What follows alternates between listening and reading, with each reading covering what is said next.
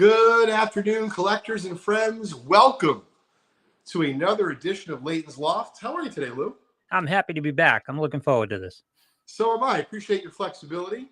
No worries. And, we have lots to go over because if you've been paying attention to the hobby, the National was out of control in a good way. Yep. Was very busy. And in just a few weeks, the Fanatics Fest is taking place at the Jacob Javits Center. Ooh. And, I have no idea how it's going to turn out, but we were very pleased to have been invited to exhibit. And so they're apparently limiting the number of folks that can exhibit there. Oh, nice. I took a look at the panel the other day, and there's going to be an incredible group of athletes and celebrities are going to be there. So if you're in the area, would love to meet you. I think that, if you've ever been to a convention at the Javits Center before of any kind, it's usually pretty good. Yeah. Plus, obviously a big player in the industry, and they're going to go big, and it's the first outing, so it'll be interesting. But I'm sure they're going to ramp it up big time. This is just the start. Yeah, I think that you're right, Lou. I agree with that, and I think that they might try to find maybe a place or two. I've heard they're going to go out into the fans, like the sea of fans, and try to choose some people that maybe are dressed really enthusiastically and reward them with stuff. And, I've only been to a few Comic-Cons, but the few that I've been to, the one thing I'd always say is beyond them being extremely busy, they're full of energy. Yep. And I would say 2 years ago, National, of course, was very busy as well. But this year, it's weird because it almost felt like, Lou, I know you're into sports, probably much more so than I am, even the modern game these days and the betting side. But you've heard that adage that if one play is being, made by the public 80-90%, you probably should just go the other way. Yeah. So that happened to me, I think, before the National. At some point I realized, I'm like, everyone's saying it's going to be bad. I have this sneaking suspicion. I just put my head down. My team did the same thing. They helped a tremendous amount in the preparation for the National. So make no mistake, it didn't just happen by accident. We had a great convention. But Lou, I had a sneaking suspicion that it was going to be great.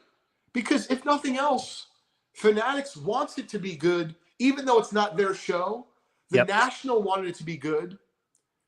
And in the end, of course, it was really good. And a lot of folks didn't think it was going to necessarily be as strong as it was. Well, the thing is with the National, it's a lot like Vintage Breaks and Just Collect. It's like there's a passion there from the people who run the National. And that passion usually translates and it usually is a good time. You're right. Well, I'm going to just turn on the air conditioning for a second. So one of the things I wanted to do was to give a shout out. Listen, do I make some content and have some fun with it? Absolutely. But there's guys like Jeff Wilson and Ryan from Card Collector 2 that are literally spending upwards of hours a day. You don't have to like their content or not like their content. I'm just suggesting that they're helping advance the space. Yeah. And some of the things I think that they're doing are exciting. Not all related to the pluses and minuses, meaning the wins and losses of cards collecting and buying. So across the board was really very impressed. And even the Breakers Pavilion, which, Vintage Breaks was not set up there live, and we're breaking all week. It seemed very chaotic and modernized by Whatnot with this whole big, almost like a stock ticker with these individual streams. So it's very interesting. It was all very interesting. I think it's only going to get bigger. So at least from my standpoint, from a dealer standpoint, it was successful. Was grateful to have been there. I'm curious for those who are maybe tuned in right now that went to the show, would love to hear their thoughts, Lou. Yeah, it'd be great. Let us know in the comments as well. I love the whole competitive aspect of it. You talked about the media and a lot of people being involved in doing this, and even breaking, a lot of people being involved. When you've got a lot of people competing, it just moves everything forward so much more quickly, keeps it exciting, keeps it dynamic, and everybody adapts. It's great. You learn. Yeah. Another special shout out to my co-host of the Vintage Spotlight. We'll be coming out with our third show later this week, I believe. maybe on Saturday or so. Anyway, Jeremy Lee from Sports Card Live was there, and he interviewed me, I think, along with about a half dozen other people in a call like a mock-up studio. I'm not sure if it was like a TikTok-sponsored studio, but we just, kind of chatted about the hobby for a good 20, maybe 30 minutes. And I think he did that with a number of guests, and it doesn't fall on deaf ears with me, and I think a lot of folks, Lou, that those talks, you might not like my talk, you might not like someone else's, but it means people are taking the time. Yeah. Jeremy's taking the time to host all these people. And, he's not getting paid. Even if he's getting a hotel or a ham sandwich, it's not, as much as you might think, right? Yep. And so it really was amazing to see across the board the effort, because, of course, there's the organization themselves, the National, but, I don't work for the National. Jeremy doesn't work for the National. Jeff doesn't work for the National. A lot of these other folks are just doing it because it's really for the good of the space. Right. And I thought that was really encouraging to see, Lou. Well, generally speaking, the industry is very competitive. It's competitive, but it's not adversarial, right? I mean, you guys are working together to a large extent. You're happy for everybody's success, and, nobody's out to get anybody, right? I mean, it doesn't feel like that. That being said, I'd be remiss if I didn't mention that there's certainly been issues with, theft and, some issues. So I agree with you wholeheartedly, Lou. I think that 98% or 99.5%, whatever the number is, are generally looking out for each other. Yeah. Well, at least nobody's trying to sabotage each other, at least, right? No, it doesn't feel like that to me. And like I said, the convention itself was a tremendous success. I'm trying to read some of the feedback here. A couple suggestions from Sure. They need more space for the autos area and breakers area. Probably the National talking about, I would imagine. Yes. Card companies are getting better with how they do things with the space they have. They need to limit that these guys come in for packs. Not good when a guy wheels in 20 cases to get their National packs. I'm not that familiar with the whole, I guess, promo, bonus structure that they set at the National with these packs, Lou. I know they're very popular, so I don't want to comment about something I don't really know a lot about. Yeah. But, I mean, I do know a little bit, and I believe that they reward you, Lou, for buying, whether it be a product or a mix of products. So what I would say is, unless they're selling out, I believe everyone has the opportunity when it comes to purchasing stuff, but I also could be wrong. And so I would think a reasonable suggestion would be just to limit it, whether it be it's 1 per or 10 per, whatever the number is, so that would be enough to go around. But like I said, I don't know a lot about that particular program. Yeah, I know, but you got to take some lessons from the ticket selling industry, right? Concerts and things like that. I mean, that's a mess, and you got to be wary of some of the things that have taken the ticket industry down. If it's limited supply, yeah, you've got to have some guidelines in place. Yeah. No, I agree. And as far as whether it be the autograph area or the breakers area, I mean, I think a lot of folks are in agreement across a variety of different companies in the hobby that the National outgrew the space. So, once again, if you rewind to just the beginning of the episode, a lot of folks didn't think this was going to be a very good show, a very good National, for a variety of reasons. And then I've been listening to a lot of hobby content since the National. Didn't know this until yesterday, gang. So apparently the National was so busy. I had to rewind because I didn't believe it. It said that there was another. Now, I'm not talking a trade night, even though some of the trade nights could be a card show. But there was another card show or two that popped up in the area, Lou, for all the people that couldn't get into the show. And I think Jeff Wilson went to say that one of the shows he was talking about was like exclusively soccer. But it made sense to me because a lot of the folks that are dealing in soccer are dealing with modern soccer. And the Nationals had a long waiting list for the last few years. So in other words, if you just started selling soccer cards in the last 2 years and you want to join the National and you want to try to get a booth, it might be difficult for you. Yep. So apparently there was a night where there was a gathering called like 6 to 11 p.m. where there was a room with about 80 tables of soccer or primarily soccer cards, modern. And then there was another particular card show. It might have been a little bit less than that, but these were folks that didn't have a chance to exhibit at the National, but they figured, rightfully so, that there's a lot of people in the area that wanted to see cards. And just amazing, a testament to the growth of the space over the last 10 years, 20 years. And God bless America. I love capitalism, right? All those people are there. Why not take advantage of it? I'm in complete agreement. Read a wonderful story the other day of, I call it like a 12, 13-year-old boy. And I thought of my son, or really, not necessarily with hot dogs, but whatever he chooses to decide to when he figures out that money's important, right? Because now he just gets it from his mother and his father. And, little boy was selling hot dogs. And, to be fair, right, he could have been selling cards. Yep. So, who knows if it's a Karen, if it's a Frank, whatever the terms are these days, but someone turned the poor kid in because he didn't have a license. Oh, God. Yeah.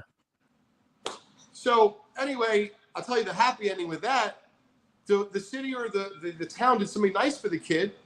They paid for him to get a temporary license, to get some better equipment. And so point being is they took a negative and they turned it into a wonderful positive. Nice. Of course, it got some press, and that's, I'm sure, how I heard about it. I know that there's a lot of folks, but I'd love to hear from you. Really, we're just shooting from the hip here today. You can see, wanted to talk national, but I wanted to get feedback from the community. I'm not one of those who's like, gosh darn it, Lou, I paid this to be at the National. I own the Cleveland area. If you want to be buying sports cards that week, then you got to come to my show. Yeah. No. In other words, some people are getting upset. Well, I don't understand. How can this happen? I'm like, how can this happen? This is called capitalism, baby. Yep. And you have your spot in the convention. That's all you have. Outside the doors, who knows, right? Yeah. I mean, listen, like I said, I'm just happy that this space is so popular that these things are happening. Believe me, I come from a time when, I was graduating school, like I said, many a time. In 2000, and people were looking at me like, wait, why would you take your business degree from Rutgers College and you wouldn't go work for Anderson Consulting or Accenture? I'm like, no, it's not that I wouldn't. It's just that I think I could do something, maybe fun. They're like, but this will be fun. You'll make a lot of money. Maybe you'll make a lot of money, but it doesn't sound fun to me. Well, there's a lot of different paths, right? I mean, if you want to make money and have fun with your money, that's one way to go. If you want to have fun work, I mean, for me, it was always, you're in work, the most waking hours in your life, you're working. Might as well be something you're interested in and can have some fun with. Yes. Yeah. So, those are some of the quick takes on the National, but I support all of that. I support the trade nights. I support pop-up things at night. Because let's take a step back for a second. And you got to understand, you're talking about an event where people used to leave on like Saturday afternoon or night, maybe even earlier if they were done with the show. The National didn't even care if you did that. So we've come such a long way. There's a long waiting list and corporate sponsors. And I think that there's lots of ways to collect. There was dime boxes I saw, all the way to obviously very expensive cards. Listen, if people have their hands out from a capitalistic standpoint, it's because the market is good and there's a lot to be had. So rejoice in the market, enjoy the market, make the most of it. I agree. So for those that are going to be going to the National next year in Chicago, would love to hear your thoughts in the chat about one or two of the things you'd like to see in next year's convention. And for me, I'm going to go first. Has to do with food, because I can tell you that beyond having to wait an incredible amount of time, which obviously we threw up the white flag on that. We couldn't have someone wait 2 hours in line for food for everybody. So then we started ordering Uber Eats, and that went okay. The food was okay. One of the days, though, one of our guys made a mistake and took someone else's food. Oh. So you can imagine that I don't think it was that smooth of a process. Yep. And, my buddy Darren Ravel, who sat up next to me, I think he approached the National in regards to sponsoring some food trucks on behalf of his new media company and the Hobby Collect, which Perfect. I thought was a wonderful idea. In other words, Darren's paying for them. Yeah. And so what happened was he was denied. He was denied because, listen, you sign deals with these venues, and it says This is who your food vendors are. And so their hands were tied. But I would love to see some more flexibility on the venue's part. If, in other words, the convention is going to be a wild success, because no one knows for sure, Lou. You can't know for sure. But how far does that control extend? I mean, obviously, someone within the organization can't bring a food truck in because they want to do the vendors, right? They want to support the vendors. That's fine. But listen, you go to Fenway, you've been to Fenway, you go to the left field wall, there's all kinds of people selling sausages and all kinds of things going on that aren't attached to Fenway. Why can't there be a food truck outside the venue, right? Once again, I don't know much about the legalities. I don't pretend to be a lawyer, but I'm just suggesting that even if it's not at the venue, if it's across the street, I just think that there's listen, I'm not in the food business. I'm thinking there's got to be a way. Like, I know the Chicago venue. What if I put a truck and you just, whatever, give some money to whoever's looking at you and say, hey, listen, I'm going to be here for a couple days. I'm going to be selling good sandwiches. I'll get a little pop-up grill. I said I make some marinate, some good chicken. Yep. I mean, I'm getting hungry just thinking about it. God, yeah. Food trucks. There's nothing better than food trucks. I'll tell you that much. But it was a real issue, though. The joking aside, Lou. Yeah. We were furnished with healthy snacks. I mean, we had the nuts, we had the beef jerky, we had some reasonable, looking nutrition bars, like that kind of stuff. But man, you can't eat that all day, every day for 5 days and think you're going to subsist. No. With energy is my point. Right. So, hey, listen, some good food can really, get your heart racing, get you going again, right? Doesn't even have to be good, just something. Yeah. No, I mean, it was a real challenge for families and dealers and really just patrons to get food easily. Forget about it. I'm not talking quality. What if you're someone who ran out of the house with your 2 kids and you forgot the snack bag? You're like, of course, I'll be able to go to the convention. I'm going to buy my kids snacks.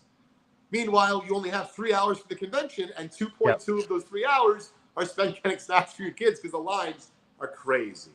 2 hours, and I'm guessing the prices weren't exactly economical either. They probably weren't, but honestly, I didn't even look because there's so much money sunk into the event. Earl was helping us out, and I think we just kept giving him $100, like, just buy whatever you can. Get whatever you can, right? For those who went to the show, because I know I was talking with Daniel Lynch offline, I know he picked up some cool stuff. Was anyone there, and did you pick up anything interesting you want to mention? Did you pick up anything interesting? I did. I picked up a lot of inventory for Just Collect. I picked up some things for my PC. One of them I just posted the other day. It was a 1994 SP red die cut Ken Griffey Jr. PSA 10. I always wanted that card in the PSA 10, and I saw that at a dealer's booth, and was able to negotiate, what I thought was a fair price for it. Preston said he enjoyed your podcast with Jeremy Lee at the National. Oh, thank you. I appreciate you tuning in, Preston. Jeremy does some really great content. So believe it or not, Lou, so we're going to end just like 5 minutes. So at 2:30 today, sharp, I have a call with a former VBOGer, and he still tunes in every now and then, just doesn't participate in the breaks as much. But Chris Coe, and I saw Chris Coe at the National. Oh, Chris Coe, yeah, sure. So Todd got Schmidt, Winfield rookie, and then the Cobb, which we're going to talk about in a future episode. I'm curious, Lou, knowing what you know from me and the community, what would be your suggestion for next year's National? For the National itself, running the National itself? Yeah, I mean, for the convention. They have to evolve a little bit, and specifics are kind of hard to come by, but I'd be putting a show in one of the nights there. Just put a band in, something in there. Food has to upgrade. And I know they have venue issues that you pointed out and all that, but food has to upgrade. That's just too much of a problem. Especially, listen, you're a father. You want fathers to bring a couple kids to this show, and then you got to make them wait 2 hours in line to get some food. That's crazy. It's not going to happen again. They're not going to bring the kids. So make it easier for them. I love the new areas for breaking and things like that. Obviously, the autographs are great. Just keep doing that a little bit. We're doing it at the Brook at the casino that I'm working at now. They do about once a month, they bring this athlete in, and it's more than a signing because he does do signings. Ray Bork was the last one who was in, but he'd just sit there and they'll talk for a while and take some questions and just tell some stories about his time with the Bruins and some of the things went on. A little bit more than just a straight autograph session, just have a little event where the athlete shows up. Some of the headline people, that would be great. Just people Well, just Lou, I couldn't agree more with those suggestions, and in particular, what you just left off with. We're actually planning something really fun for the fall/holiday season. We're trying to bring an athlete into our store, but with the premise that I don't really want them to focus on signing autographs publicly. In other words, I'd like to conduct, let's say, like a 60 to 90 minute private signing. Yep. And then for the 30 or 60 minutes that they're public facing, I'd like the public to be able to ask them some questions and really interact with them. Because let's be clear, right? And I'm trying to be as straightforward as I can. If the athlete's alive, other than Michael Jordan, and even Michael Jordan, all of these signatures can actually be purchased. Yep. That moment right on eBay. But if I said to you, you can have 12 minutes to talk to Michael Jordan, and I'm not even talking Michael Jordan. Let's go a little bit lower. We had John Starks, and I love MJ in that era. And I talked to him about what it was like playing against MJ. So as some of these baseball players we've lost a lot over the last 12 to 24 months, but there's still a number of great ones still remaining. We're hoping locally, and I'm working on it, Lou, that we're going to bring someone in. I think Joe Torre is going to be a reach, but I'm not even taking, let's say, managers off the table, because the way you just described it is what I think is really interesting, both to me and I think a lot of hobbyists. Oh yeah, these have been great, and you get some of the personalities of people. The big thing up there, where I am at the casino, is Patriots, vintage Patriots. So Ty Law has been in, and Teddy Bruschi has been in, and again we had Ray Bork. And just to sit down for a while, and what they do is they do a little half-hour, 40-minute presentation, and there's a host with them asking them some questions, take some questions from the audience, and they do the photos like you go in to see one of the ex-Patriots, and you get to wear a Super Bowl ring and get a picture with them, and it's a great time. That's cool. I think it's a great suggestion. And, as far as just to finish up with the food and things, we all have worked, I'm sure, for someone in the past. And we've all seen, whether it be it's on a really small scale, like maybe your team of 4 people, or a really big company where, I'm making it up, the power goes out, you're supposed to have 20 pizzas delivered, and the pizza company didn't deliver. So I guess what I'm saying is, I don't know at the National, other than an emergency, in other words, you call 911. I don't need anyone's guidance on what to do there. Meaning it's a medical emergency or something like that, physical. I would love to know from the National, and I know the guys who run it, but I don't want to go up to Joe Drellick at the National and say, by the way, I got to weigh $1.50 to get a hamburger. Yes. He's like, get the hell out of here. Yep. This is what I want to know as a business owner. If my team was huge, and there was a problem with food, the way I described to everyone here today and to you, Lou, I would just literally call local pizza places. Listen, I need like a 100-foot sub. Excuse me? What I want to do is I want to buy like 100 different foot subs, like a turkey one, a ham, whatever, cut it up into this, and I'm going to give them out for free. Well, wait, why would you do that? Well, because I have a lot of people now who are taking their hard-earned time and money, who are now waiting online. Clearly, the food vendors we have can't support the demand, so they're not going to lose any money because a lot of people aren't going to wait. That's what I would have liked to see. Well, you have where's that on-the-spot problem solving? I think that was missing. This is a revenue opportunity too, as well, because you have your breaking area, you have your autograph area, you have a food court. Vendors will pay to come in and supply people. You can give space to vendors, even outside. Lou, that's what I'm saying. It was gigantic. Just put like 6 food trucks. And even if not, I'm serious. If they said to me, Leighton, we're putting around a hat, could you donate because the dealers are getting fucked? They can't eat. Would you give $100? Would you give $200 so that we can buy massive amounts of sandwiches? We're going to put them downstairs in the media room. We're going to ask people not to be pigs. You have to have a dealer badge. You think we would have said no? I think most people would have said yes. Yeah. It's not about complaining. It's that I don't really know, short of an emergency. If there's an emergency, I know what to do. It wasn't quite an emergency, but it was very alarming. And I would love to know in the future, like, who you could talk to on the spot, right? Because, Lou, let's be clear, something will inevitably happen again on the spot. Yeah. You know, I'll talk to Joe in Philly and I'll ask him. Brandon says improved security. I'm curious, in light of the heist, whether security was improved or changed at all for the National. Great question. We're going to close with that, and then I got to run, Lou. I don't know how much increased security there was, but keep in mind, I'm not an undercover cop. I don't know anything about security. I don't know that I felt safer. I felt more aware, and I feel like all of my constituents and my peers felt more aware, and I think that was important. Right. That makes you feel safer, too, just being aware. Absolutely. So with that, we are going to wrap up today's episode. I sincerely appreciate each and every one of you.